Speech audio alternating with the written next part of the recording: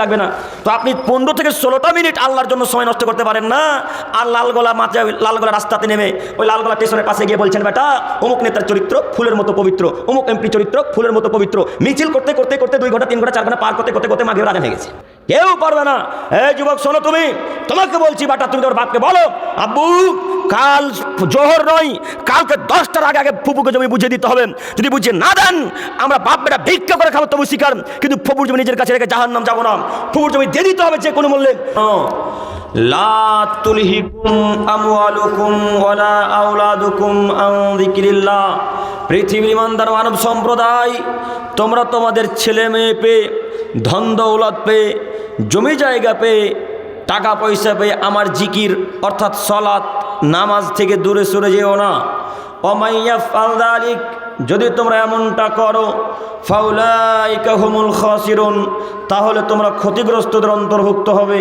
এ কথা আল্লাহ তাআলা নিজে পেশ করে বলছেন কোরআন মাজিদের মধ্যে। সম্মানিত উপস্থিতি, অত্র আয়াতে আল্লাহ তাআলা কয়েকটি বাক্য এখানে পেশ করে বললেন, হে আদমের ছেলে মেয়ে, তোমরা যারা আমাকে বিশ্বাস করো, হে আদমের ছেলে মেয়ে, তোমরা যারা মুহাম্মদ সাল্লাল্লাহু আলাইহি সাল্লামকে শেষ নবী ও রাসূল বলে মেনে নিয়েছো, তোমরা যারা জান্নাত জাহান্নামকে বিশ্বাস করো, কবর আযাবকে বিশ্বাস করো, তোমাদেরকে বলছি শোনো, তোমরা তোমাদের ধন সম্পদ পেয়ে, জমি জায়গা পেয়ে, টাকা পয়সা পেয়ে, ছেলে মেয়ে পেয়ে আমার জিকির অর্থাৎ সালাত থেকে দূরে সরে যেও না। যদি এমনটা করো, ফাউলাইকা হুমুল খাসিরুন, তাহলে তোমরা ক্ষতিগ্রস্তদের অন্তর্ভুক্ত হবে। এবার আপনারা শিক্ষিত মানুষ বলেন, ক্ষতিগ্রস্তদের অন্তর্ভুক্ত কারা? মুসলমানেরা। ক্ষতিগ্রস্তদের অন্তর্ভুক্ত কারা? যারা মুমিন ব্যক্তি তারা। কথা বুঝেননি মনে হয়। আসলে যারা আল্লাহকে বিশ্বাস করে, 5 ওয়াক্ত সালাত আদায় করে, রমজান মাস আসলে সিয়াম পালন করে, মাঝে মাঝে তাহাজ্জুদ পড়ে নফল সালাত আদায় করে, মাঝে মাঝে মাসে মাসে সিয়াম রোজাও রাখে, এরা কি তাহলে ক্ষতিগ্রস্তদের অন্তর্ভুক্ত? এরা তো অন্তর্ভুক্ত নয়। ক্ষতিগ্রস্তদের অন্তর্ভুক্ত হচ্ছে যারা বেদাতি মানুষ তারা, ক্ষতিগ্রস্তদের অন্তর্ভুক্ত হচ্ছে যারা হিন্দু ভাই তারা, ক্ষতিগ্রস্তদের অন্তর্ভুক্ত যারা ইহুদি তারা, ক্ষতিগ্রস্তদের অন্তর্ভুক্ত যারা যারা খ্রিস্টান তারা। এক কথাই মুসলিম বাদ দিয়ে পৃথিবীতে যত ধর্ম জাতি আছে এরা সবাই ক্ষতিগ্রস্তদের অন্তর্ভুক্ত। তো আল্লাহ বলছেন, ছেলে মেয়ের পিছনে ছুটে আমার জিকিরকে যদি ভুলে যাও, তাহলে তোমরা ক্ষতিগ্রস্তদের অন্তর্ভুক্ত হবে। তার মানে ইহুদি খ্রিস্টানকে আল্লাহ যেখানে দিবে, যারা আল্লাহকে ভুলে যাবে তাদেরকে আল্লাহ কোথায় দিবেন? জাহান্নামে দিবেন। অত্র আয়াতে আপনাকে আমি 2-1টি কথা এখানে বোঝাতে চাচ্ছি। তার অর্থ এইভাবে নেবেন না যে আমি বা আল্লাহ তাআলা 1 সেকেন্ডের জন্য বলেছে যে পৃথিবীর সব প্রকারের মানুষ ছেলে মেয়ের জন্য টাকা উপার্জন করতে হবে না। এ কথা আল্লাহ বলেছেন? এ কথা আল্লাহ কোনো জায়গায় বলেননি, মুহাম্মদ সাল্লাল্লাহু আলাইহি ওয়াসাল্লাম বলেননি, আমরা অত বলতে পারি না। মাথায় এ কথা আমাদের রাখা ভালো হবে। ছেলে মেয়ের জন্য টাকা উপার্জন করতে হবে, কথাই ঠিক। যত আপনি ধনী ব্যক্তি হবেন তত ইসলামের উপকার করতে পারবেন। যত আপনি ধনী ব্যক্তি হবেন তত ইসলামের আপনি উপকার করতে পারবেন। যার যত টাকা সে তত ইসলামের উন্নতি করতে পারে, যার টাকা নেই সে ইসলামের উন্নতি করতে পারবে না। আজকে এখানে মাদ্রাসার প্রয়োজন। আব্দুর রহমানের crore crore crore crore billion million trillion টাকা আছে, ডলার আছে, মালিক আছে টাকার। এই যখন খুশি পিলার তুলে দিতে পারে, যখন খুশি বিল্ডিং করে দিতে পারে, তাই না? যখন খুশি ইসলাম প্রতি সাহায্য করতে পারে। তো আমি আর আপনি তো মাঠে কাজ করি, পাট লাগাই। আমি আর আপনি তো ভুট্টা লাগিয়ে খাই, আমি আর আপনি পেঁয়াজ লাগিয়ে খাই। তো আমি আর আপনি সঙ্গে সঙ্গে 1 মাসের মধ্যে 10 তলা বিল্ডিং খাড়ো করতে পারবো? তো আপনি ইসলামের উপকার করতে পারলেন এখন?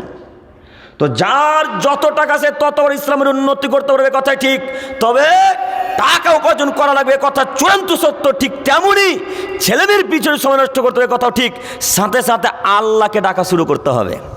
যদি আপনি লাখ লাখ টাকার মালিক হন, বিলিয়ন ট্রিলিয়ন মিলিয়ন টাকার যদি ডলারের যদি মালিক হন, আর যদি আল্লাহর সাথে কোনো সম্পর্ক না থাকে, তাহলে এহকালও নষ্ট, পরকালও নষ্ট।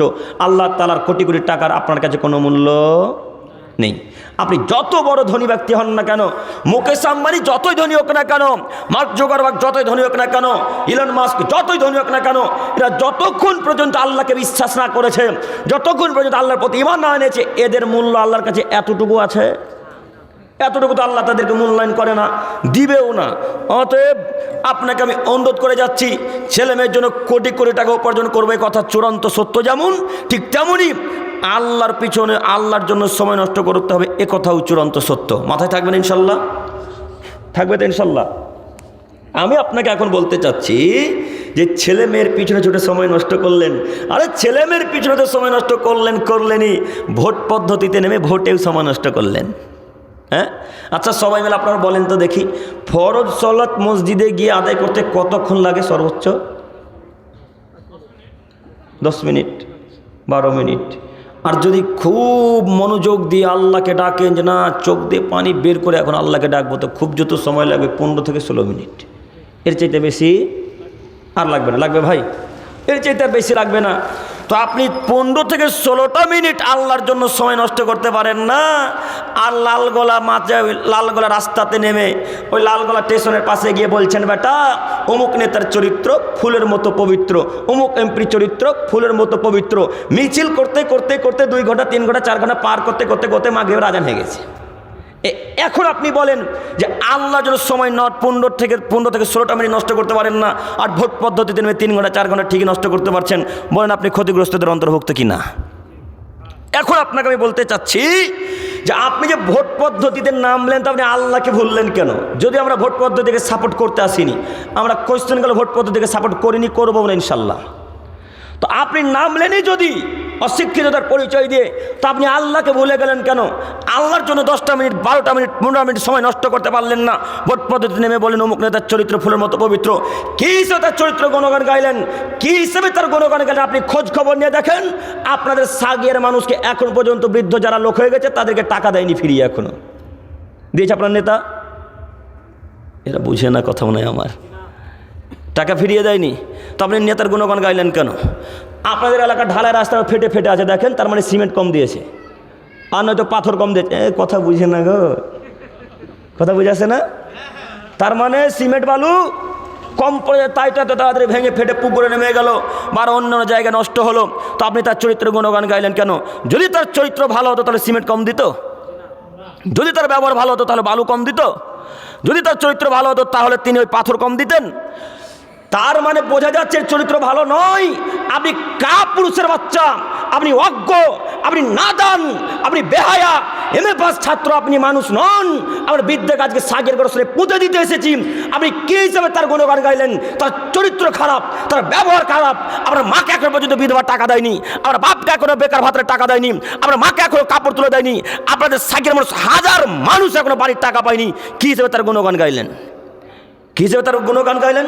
আল্লাহ নবী বলছেন ইন্না মিন খিয়ারিকুম আহসানুকুম আখলাকা, এই পৃথিবীর আদমের ছেলে মেয়ে মনে রেখো, আমার কাছে ওই লোকটা ভালো, আমার কাছে ওই ব্যক্তি সব থেকে উত্তম, যার চরিত্র ভালো, যার ব্যবহার ভালো, যার ব্যবহার ভালো, সে লোকটা আমার কাছে উত্তম। এখন আপনি বলেন লাখ লাখ কোটি কোটি টাকা রাস্তার টাকা মেরে রেখেও তার চরিত্র ভালো হয়ে আছে। এখন মায়ের টাকা বাপের টাকা এখন পর্যন্ত পকেটে রেখে এখনও তার চরিত্র ভালো। ভাই বোনের জমি জায়গা এখন পর্যন্ত সাগিয়েতে মানুষকে বুঝিয়ে দেয়নি, এখনো লোকটা চরিত্র ভালো। তো কেন তার চরিত্র গুণগান গাইলেন? তো আপনি অশিক্ষিত নন, আপনি বেহায়া মানুষ নন। আপনাকে আল্লাহ বলেন তোমরা ক্ষতিগ্রস্তদের অন্তর্ভুক্ত হয়েও না, তা আপনি তো সেই দিকেই যান। যে যত বড় চোর তার তত বেশি ফলোয়ার, যে যত বড় চোর তার দিকে তত মানুষ এগিয়ে আছে। আপনার তো কথা বুঝেননি। আপনি মনে করেছেন এমএলএ মানে বিশাল ব্যাপার, এমপি মানে বিশাল ব্যাপার। ও যে ভেতর ভেতর আপনার জমি জায়গা সব নিয়ে রেখেছে, এই কথা আপনি মাথায় রাখেননি। সম্মানিত মুরব্বী সাহেব, আমি আপনাকে দেখাতে চাচ্ছিলাম জাহান্নামে যাওয়ার কারণ। যদি জাহান্নাম থেকে বাঁচতে চান যে কোনো মূল্যে আল্লাহর জিকির করেন, আল্লাহকে ডাকেন, নইলে পরকাল ভয়াবহ জটিল কঠিন। যেদিন কোনো মায়ের বেটার ক্ষমতা চলবে না, যেদিন কোনো এমপির ক্ষমতা চলবে না, যেদিন কোনো এমএলএর ক্ষমতা চলবে না, রাজা প্রধানমন্ত্রী ধীরাজার কোনো ক্ষমতা চলবে না, সেদিন আল্লাহ তাআলা কিয়ামত আমরা ডাক দিয়ে বলবেন, এ পৃথিবীর মানুষরা শোনো, লিমানিল মুলকুল ইয়াউম, বলো আজকে ক্ষমতা কার, বলো আজকে রাজত্ব কার, বলো আজকে বাদশাহী কার। সকল এমএলএ এমপি প্রধানমন্ত্রী রাজা বাদশাহ সবাই এক বাক্যে আল্লাহকে বলবে, আল্লাহ ক্ষমতা আপনার, বাদশাহী আপনার, রাজত্ব আপনার, এই দায়িত্ব আপনার, আজকে আপনার ক্ষমতা চলবে। কেউ আপনার সামনে একটা কথা বলার ক্ষমতা রাখবে না। ও মুরব্বী সাহেব, যুবক ভাই, আপনাকে বলি, যার জন্য সময় নষ্ট করলেন সে আপনার পক্ষে কিয়ামতের মাঠে কথা বলবে না। তো এই লোকটার পিছনে ছুটে সময় নষ্ট করলেন, ইহকালও নষ্ট হলো, পরকাল নষ্ট হলো না? জি। তো আজকের পর থেকে আর ওই পদ্ধতিতে যাবো না ইনশাল্লাহ। পারবেন না? পারবো তো ইনশাল্লাহ। আপনাকে দেখাতে চাচ্ছি জাহান্নাম থেকে বিরত থাকতে হবে যে কোনো মূল্যে। জাহান্নামের যে কত ক্ষমতা, জাহান্নামে যে কত ক্ষমতা আপনাকে আমি কি দিয়ে বুঝাই, শুধু জাহান্নামের গভীরতা একটু আপনাকে দেখাচ্ছি। দেখেন এটা আমার টুপিটা, এখন মনে করেন এটা কোটি কোটি কোটি কোটি কোটি কোটি টন ওজনের পাথর, অনেক ভারী পাথর। তো এই পাথরটাকে যদি জাহান্নামের এখান থেকে আমি ছাড়তে শুরু করে দিই, তো এই পাথরটা জাহান্নামের সব থেকে নিম্ন স্তরে যদি পৌঁছাতে সময় লাগবে 70 বছর। কত বছর? 70 বছর যদি সময় লাগে, তো আমার আপনার ওজন তো 65 কিলো, আমার আপনাকে ওজন তো 70 কিলো, 60 কিলো, 55 কিলো, তো আমার আপনার যেতে কত বছর লাগবে একটু হিসাব নিকাশ করেছেন? জি, জাহান্নামে যেতে যদি 70 বছর লাগে, তো যেই সমস্ত বেহায়ারা বলছে আরে 2 দিন জাহান্নামে থেকে নেব, তাহলে যেতে 70 বছর আর একটা দিন হবে 50,000 বছরের সমান, তাহলে লোকটা থাকবে কতদিন? এখন আল্লাহ যদি এই লোকটাকে এখন 3 দিন জাহান্নামে রাখে, তো কয়দিন জাহান্নামে থাকবে এখন এই লোকটা? 3 50 কত?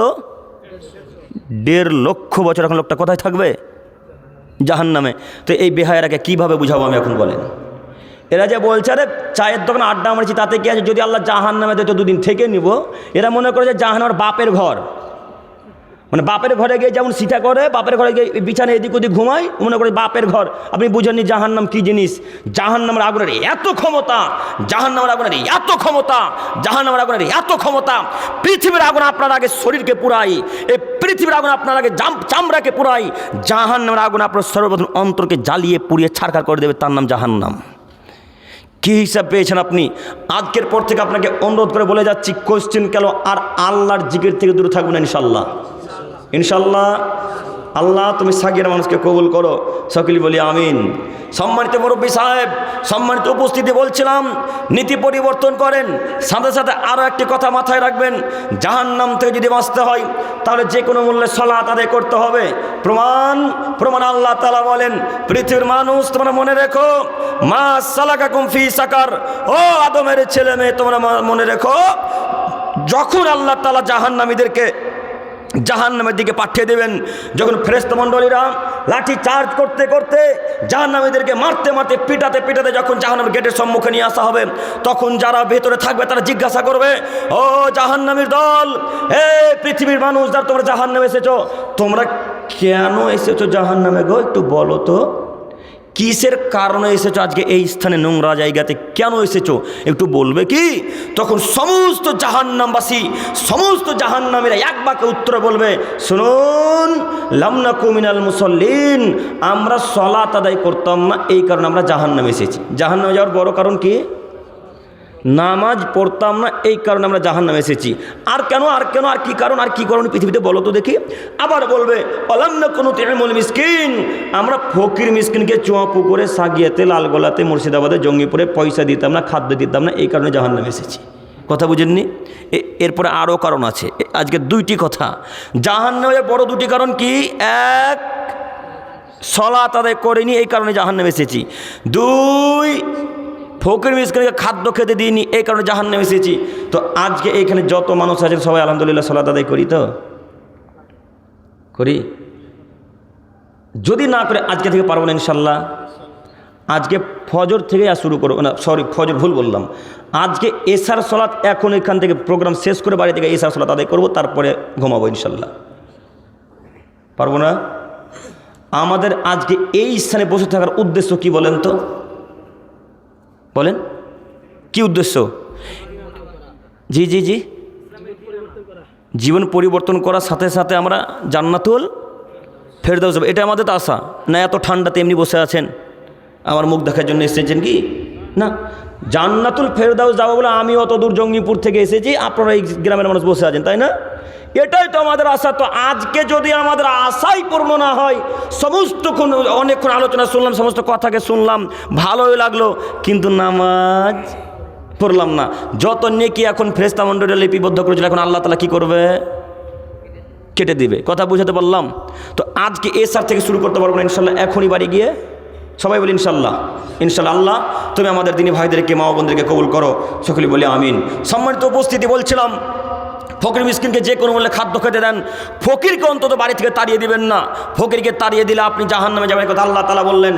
মুহাম্মদ সাল্লাল্লাহু আলাইহি সাল্লামকে একদা সাহাবী জিজ্ঞাসা করলেন, আল্লাহ নবী, আইউল ইসলামে খায়র, ইসলামের মধ্যে সবথেকে ভালো কাজ কি, দামি কাজ কি আপনি বলেন? তখন মুহাম্মদ সাল্লাল্লাহু আলাইহি সাল্লাম বললেন, তুতিউল মুত্তাম, শোনো ফকির মিসকিনকে খাদ্য খেতে দেওয়া ইসলামের মধ্যে সবথেকে ভালো কাজ, সবথেকে দামি কাজ। তোমরা যদি ফকির মিসকিনকে তাড়িয়ে দাও, তুমি যদি ফকির মিসকিনের উপর অত্যাচার করো, আর যদি সেই অত্যাচারের ক্ষমা না নাও, তাহলে কিয়ামতের মাঠে ফকির মিসকিনকে সেই অত্যাচারের নাকি বুঝিয়ে দিতে হবে। শুনুন, আপনার টাকার অনেক মালিক, আপনি অগাধ টাকা, এত টাকা আপনার আল্লাহ দিয়েছে, বাথরুম মার্বেল, বাথরুম পায়খানা পর্যন্ত মার্বেল টাইলস বসানো, অগাধ টাকার মালিক আপনি। 2-3 খান করে লরি চড়ে গ্রামে বাজারে রাস্তাঘাটে, এত টাকার মালিক আল্লাহ আপনাকে এত টাকার মালিক বানিয়েছে, কিন্তু ফকির মিসকিনকে খাদ্য খেতে দেন না। আচ্ছা, একটু আপনাকে এখানে আমি বুঝাই, ফকিরকে যদি এতটুকু চাল দেন তো আপনার কোটি টাকা থেকে কমে যাবে কি? হ্যাঁ, আপনি মনে করেন 2 লাখ টাকার মালিক, যদি 10 টাকা দেন তো কমে গেল খুব টাকাটা। তো ফকির আপনার দরবারে আসলো, তখন বললেন কেন ক্ষমা করো, যাও পাশে বাড়ি যাও, কেন বললেন? জি, আজকের পর থেকে ফকিরকে তাড়াবো না ইনশাল্লাহ। ফকিরকে আগে ভিক্ষা দিব, টাকা দিব, তারপরে বাড়ির অন্যান্য কাজ করব। বাড়ির পুত্রবধূদেরকে বলে রাখবেন, বাড়ির ছোটো বাচ্চা শিশুদেরকে বলে রাখবেন, বাবু আব্দুল্লাহ, যখনই ফকির আসবে বেটা, খাওয়া দাওয়া বাথরুম পায়খানা বাদ দিয়ে বেটা, আগে ফকিরকে টাকা দিয়ে বিদায় করিও বেটা, ফকিরকে দাঁড় করে রাখিও না। কেন? আপনি তো তাকে 2 টাকা দিবেন, আপনি তাকে 1 বাটি চাল দেবেন, তো 1 বাটি চাল নিয়ে লোকটার পেট পরিপূর্ণ হবে? ও তারও 10 বাটি চুমা পরে ঘুরতে হবে। তো আপনি যদি 10 মিনিট খাড়ো করেন, এই সাহেব যদি 10 মিনিট খাড়ো করে, ওই ভাই যদি 10 মিনিট খাড়ো করে, তো লোকটার কয় মিনিট চলে গেল এখান থেকে? 30 মিনিট। 30 মিনিট আরও তিনি 10টা বাড়ি ঘুরতে পারতেন, তো আপনি কেন তাকে দাঁড় করিয়ে রাখলেন? কথা কি বোঝাতে পারছি? আগে ফকিরকে ভিক্ষা দেবো, তারপরে আমাদের অন্য কোনো কাজ। মাথায় থাকবেন ইনশাল্লাহ, ইনশাল্লাহ। সম্মানিত মুরব্বী সাহেব, আমরা দেখাচ্ছিলাম জাহান্নামে যাওয়ার কারণ। এবার আপনাকে দেখাই, আব্দুল্লাহ ইবনে আব্বাস জাইদ ইবনে খালিদ রাদিয়াল্লাহু তাআলা আনহু বলেন, রাসূল সাল্লাল্লাহু আলাইহি সাল্লাম বলেছেন, মান আখাযা সিবরান মিনাল আরদি জুলমান ফাইন্নাহু ইউতাওয়াক্কু ইয়াউমাল কিয়ামাতি মিন সাব'i আরাদিন। পৃথিবীর মানুষ, তোমরা মাথায় রাখো, যদি কোনো মানুষ অর্ধ জমি পৃথিবীতে দখল করে নাই, যদি কোনো মানুষ 1 বিঘত জমি এই পৃথিবীতে কারোর জোরপূর্বক দখল করে নাই, তাহলে কিয়ামতের মাঠে আল্লাহ তাআলা তাকে 7 তবক জমি তার ঘাড়ের উপর চাপিয়ে দিবেন। হাদিস সহিহ মুসলিম মিসকাত। সম্মানিত মুরব্বী সাহেব, আর একটা হাদিস শোনাই। মুহাম্মদ সাল্লাল্লাহু আলাইহি ওয়াসাল্লাম বলেন, যদি কোনো মানুষ জোরপূর্বক কার জমি জায়গাকে আত্মসাৎ করে, যদি কোনো মানুষ জোরপূর্বক কার জমি জায়গাকে নিয়ে নাই, জোর দেখিয়ে, ক্ষমতা দেখিয়ে, পার্টির দলীয় দাপট দেখে যদি কেউ জমি জায়গাকে আত্মসাৎ করে নাই, নিয়ে নাই, তাহলে আল্লাহ তাআলা তার হাতে একটা কোদাল ধরিয়ে দেবেন। ওই লোকটাকে আল্লাহ কোদাল ধরিয়ে দিয়ে বলবেন, ও এমপি সাহেব, এখন আপনি কোদাল দিয়ে খুঁড়তে শুরু করেন। ও মুরব্বী সাহেব, এখন আপনি কোদাল দিয়ে খুঁড়তে শুরু করেন। খুঁড়তে খুঁড়তে খুঁড়তে খুঁড়তে খুঁড়তে খুঁড়তে খুঁড়তে খুঁড়তে যদি 7 তবক জমির নিচে চলে যাবে, যত মাটি হবে সব মাটি এমপির ঘাড়ে, এমএলএর ঘাড়ে, মুরব্বী সাহেবের ঘাড়ের উপর আল্লাহ চাপিয়ে দেবেন। আল্লাহ চাপিয়ে দিয়ে বলবেন, হাত্তা ইউকজা বাইনান নাস, আপনি এখন চলতে থাকুন ইলা ইয়াউমিল কিয়ামা, যতদিন পর্যন্ত কিয়ামত শেষ না হচ্ছে। আজ পর্যন্ত মানুষ জানে না কিয়ামত কখন শেষ হবে। সম্মানিত মুরব্বী সাহেব, আপনাকে আমি দেখাতে চাচ্ছিলাম জোরপূর্বক জমি জায়গা আত্মসাৎ করা, চুরি করা। আপনারা তো চাষি মানুষ, আমাদের এলাকার মতোই, আপনারা বুঝবেন, তার মানে আইল ভিটা বুঝেন না? আইল ভিটা বুঝেন তো? আপনার বাপের একটা জমি ছিল 1 বিঘা, তো ওই জমি 1 বিঘা জমির আইলটা ছিল এই চওড়া, একটা গরুর গাড়ি যেত, গরুর গাড়ি একটা যেত। তা আপনার বাপ যতবার চাষ করেছে, বর্ষা এসেছে, কাটতে কাটতে কাটতে কাটতে কাটতে কাটতে কাটতে কাটতে এখন আইলটা এই পর্যায়ে, এখন জমি মেপে দেখা যাচ্ছে 1 বিঘা 2 কাঠা হয়ে গেছে। তো আপনার বাপের জমিতে আল্লাহ বরকত দিলে নাকি? হ্যাঁ, জমিটা এমনি বেড়ে গেল। আপনি ভিটা কাটতে কাটতে কাটতে কাটতে এই 10 হাত আইলটাকে অত ছোট বানালেন কেন? এখন আপনি বলেন অত্যাচারী কি না? কথা আমি বুঝাতে পারিনি। আপনি জমি চাষ করেন, আমার বাধা নেই, তবে এই কথা মাথায় রাখবেন, আল্লাহ নবী বলছেন, যারা জমি চাষ করে তাদের অন্তরটা শক্ত হয়ে যায়, তখন তারা মানুষকে অত ভালোবাসতে পারে না, তখন তারা অত মাদ্রাসায়, মসজিদ, ফকির মিসকিনকে টাকা দিতে পারে না। তাই আল্লাহ নবী ব্যবসার প্রতি বেশি উৎসাহিত করেছে। তার অর্থ এই নয় যে জমি চাষ করতে আল্লাহ নবী নিষেধ করেছেন। আল্লাহ নবী নিষেধও করেননি, আল্লাহ নবী এইভাবে তিনি খুব জোরভাবে তাগিদও করেন। তিনি যেটাকে বেশি তাগিদ দিয়েছে সেটা কি? ব্যবসা। ব্যবসা করলে অন্তর বড় হয়, ব্যবসা করলে টাকা পয়সা বেশি দেওয়া যায়, এ কথাই ঠিক। আপনি শুধু আমার কথা মিলিয়ে দেখেন রাসূল সাল্লাল্লাহু আলাইহি ওয়াসাল্লামের সাথে মিলছে কিনা, আর গ্রামের মানুষের সাথে মিলে কিনা।